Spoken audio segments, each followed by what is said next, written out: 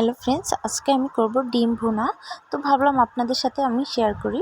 প্রথমে আমি ডিমগুলোকে ভালো করে সিদ্ধ করে ভালো করে ছিলে ধুয়ে নিয়েছি। দিয়ে দিয়েছি একটা কড়াইতে তেল আর সামান্য পরিমাণ হলুদ লবণ দিয়ে এখন ভালো করে ভেজে নিচ্ছি ডিমগুলোকে।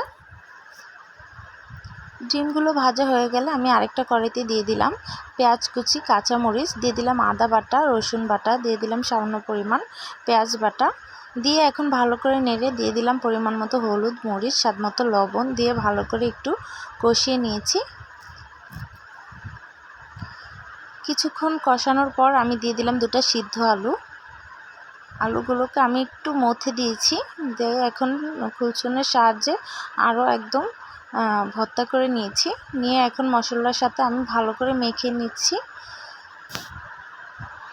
ভালো করে মাখানোর পর আমি পরিমাণ মতো পানি দিয়ে দিলাম।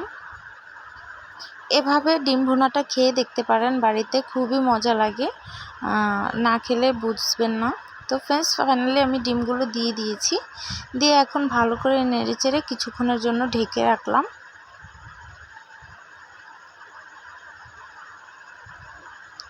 তো ফ্রেন্ডস, ফাইনালি রান্নাটা কমপ্লিটের দিকেই। এখন আমি উপরে দিয়ে দেব কিছু জিরের গুঁড়োটা আমি আগেই টেলে রেখেছি। তো ফ্রেন্ডস, ফাইনালি আমার রান্নাটা কমপ্লিট হয়ে গেছে। আল্লাহ হাফেজ।